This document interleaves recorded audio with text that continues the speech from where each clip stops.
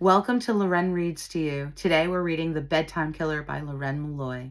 Make sure you're subscribing or following wherever you're watching or listening to this. And if you haven't heard or watched chapters 1 through 28 yet, you might want to pause this and save it and come back to it once you do. Up to you though. So if you're ready, get comfy, get cozy, and let's get into it. Chapter 29. The detectives split up. They each took a group of clients' names they got. Mr. Galanos kept great client records. Thank goodness for his own ego, Reynolds thought. Otherwise, we wouldn't have that to even work on.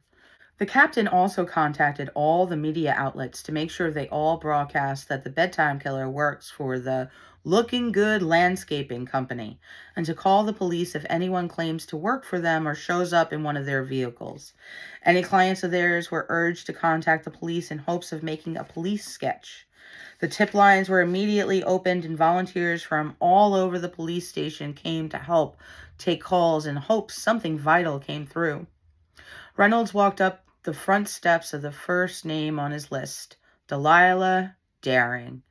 He sighed and straightened his suit jacket and tie. This was going to be a long day, he thought, and then knocked on the massive red wooden door to their 3-floor white with black shuttered colonial home. Mr. Daring opened the door while still talking on his cell phone. He looked up at him and down. Uh-huh, yeah. I don't care if that's what they want. Their wants don't matter. Cindy, mine do. It's my company. We have our charities. We don't give handouts. Detective Reynolds realized that last statement was actually at him. The arrogant man thought he was some charity organization and was already closing the door in his face. This pissed Reynolds off. He slammed his palm into the door, startling Mr. Daring. Detective Reynolds with the Bedtime Killer Task Force. End your call. We must talk now, Reynolds roared. His eyes were almost bulging out of their sockets. Cindy, I'll call you back, Mr. Daring said, wide-eyed, and opened the door, allowing Reynolds entrance. What's all this about? Mr. Daring demanded. Reynolds caught movement out of the corner of his eye and saw a woman standing at the base of a long staircase. Is there a problem, Edward? Delilah Daring asked. Reynolds studied her for a moment. She was a beauty, raven black hair, huge brown eyes. She was fit, curvy, and petite. Lips, tits, and hips. Lips, tits, and hips were the 3 words that flew through his head over and over again. Edward Daring obviously didn't like Reynolds looking at her. He barked angrily at her. Nothing that concerns you! Get your ass upstairs now! Edward pointed up the stairs with such aggression and hostility. Reynolds' hand itched to be in contact with his gun for comfort, but resisted. Delilah quickly climbed the stairs. A look of embarrassment and anger filled her eyes, while the rest of her face seemed to be happily smiling. That takes a lot of practice, which made Reynolds wonder how violent a man Mr. Daring was.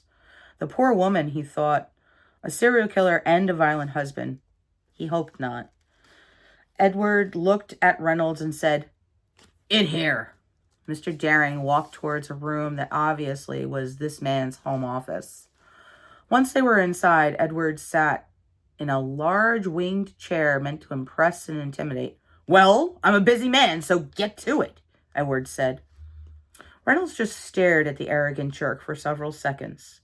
He looked like a beached walrus. He even had a coarse salt and pepper mustache. I guess you haven't been listening to any media? Not radio or TV? Not even a newspaper? Well, your landscaping company has been proved to be connected to the Bedtime Killer. One person who works for them is killing women in gruesome ways. We're going to each client of this company. Are you sure it's the company I employ? Because I only employ the very best in anything I do. Looking Good Landscaping? Reynolds asked, totally deadpan and disgusted. Oh. Edwards looked down, very disturbed, then continued. I was told they were the best. They've been in Southern Living for their award-winning landscaping. Edwards was extremely annoyed. Are you serious right now? You're annoyed at the fact this makes them not the best. Not the fact he could be after your wife, Reynolds asked, shocked. Oh, that didn't occur to me, Daring said quietly. Reynolds locked his jaw in anger and clenched his fists while breathing out his nose. I need to know who you and your wife have met and or seen from the company.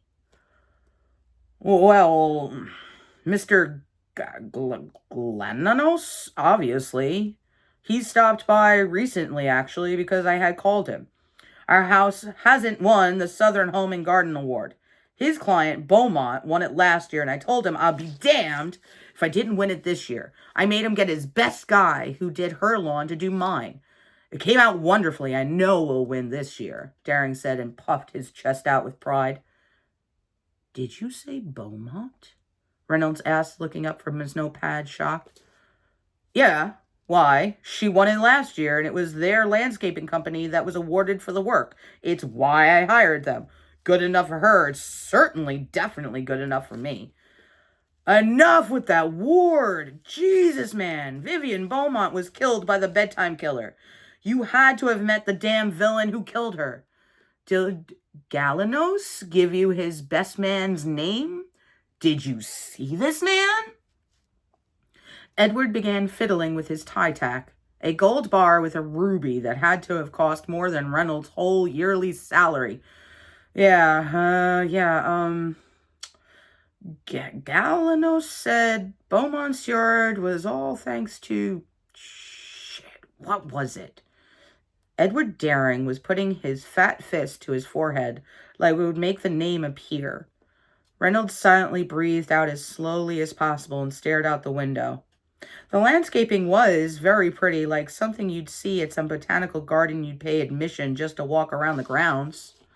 He kept his eyes on the landscaping, knowing if he stared at this man before Reynolds, he might just punch him in the face. Staring also never helped witnesses come up with accurate information. If they felt pressured because someone was in front of them staring and waiting, the person blanks even more. But if you look away, like you're just hanging out without any time restraints, suddenly people were able to think of the right things. It was frustrating as hell, though. Oh, God. He was just a landscaper. I didn't need to remember it. I saw the guy for a few seconds, but, I remember thinking, ew. And thank goodness the guy only worked with landscaping and manure. It suited his appearance. He'd never be able to buy my butler.